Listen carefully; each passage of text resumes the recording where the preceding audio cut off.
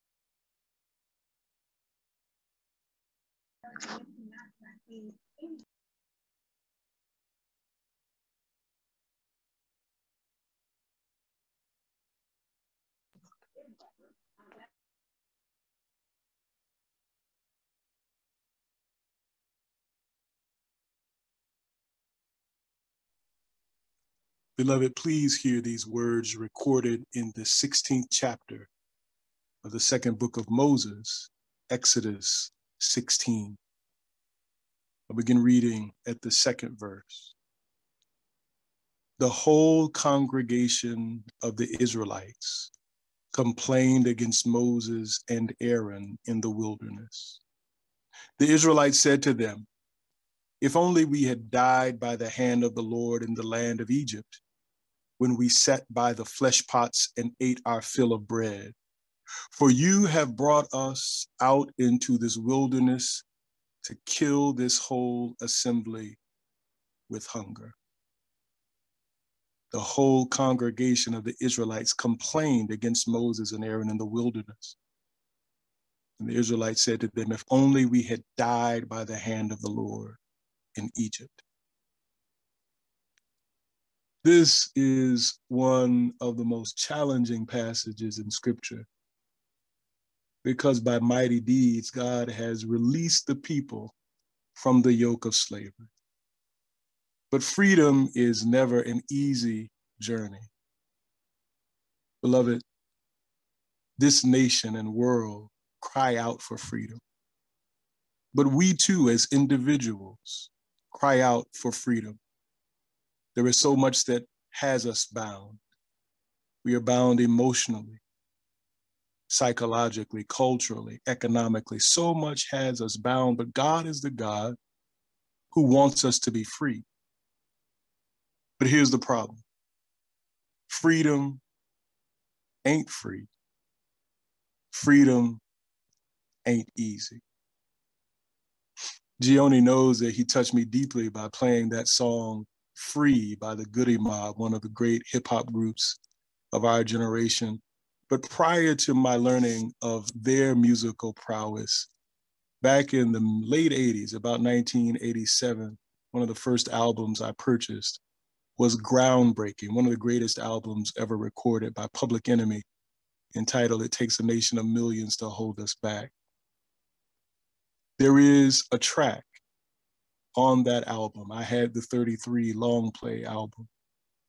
There's a track that is a saxophone instrumental. And the voice of a strong sister comes over the track and she says, "Freedom is a road seldom traveled by the multitude." I want you to let that sink into your spirits this morning. Freedom is a road seldom traveled by the multitude. We may say we want to be personally free from the things that have us bound, but many of us are unwilling to take the journey toward freedom. No nation talks more about freedom than the imperial United States, yet no nation is so bound to the politics of death. Freedom is a road seldom traveled by the multitude. These people had been led by the hand of God into freedom.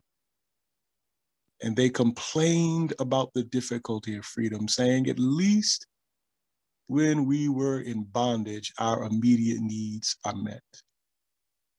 The question for us this morning is, do we prefer to have our immediate needs met, or would we like to travel with God toward the frontier known as freedom, where there are no guarantees, but there is the presence of the one who wills our freedom and liberation? One of my teachers called this text the genesis of the Back to Egypt Committee.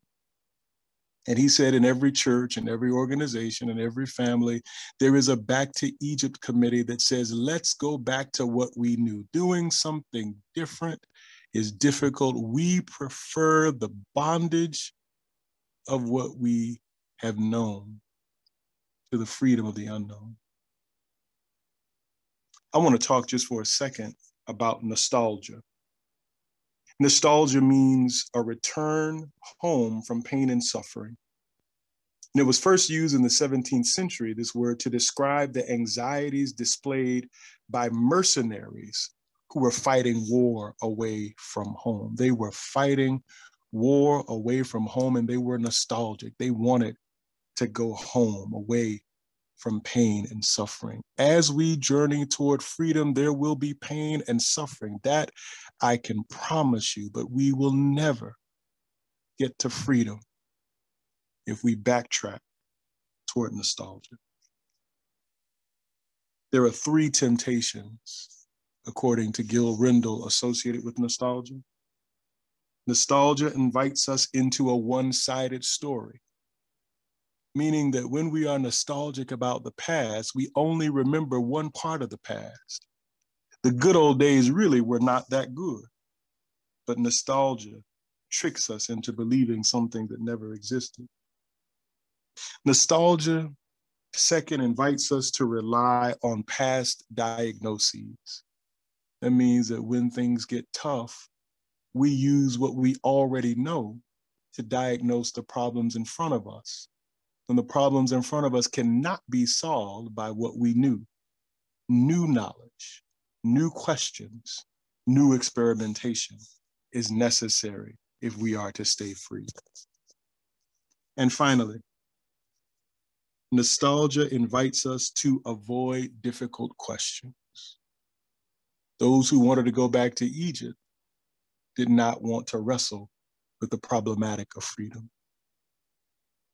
Freedom is a road seldom traveled by the multitude.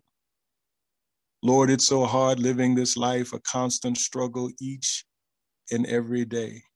Some wonder why I'd rather die than to continue living this way. Many are blind and cannot find the truth because no one seems to really know. But I won't accept that this is how it's going to be. Devil, you got to let me and my people go. I want to be free, completely free.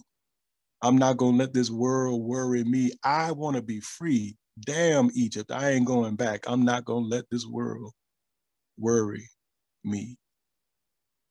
Beloved, let us move beyond nostalgia into the land of freedom. There are no guarantees, but that God will lead us by a pillar of cloud by day and a pillar of fire by night. Freedom is a road seldom traveled by the multitude. Let's abandon the multitude and together be a small band moving in the direction of freedom.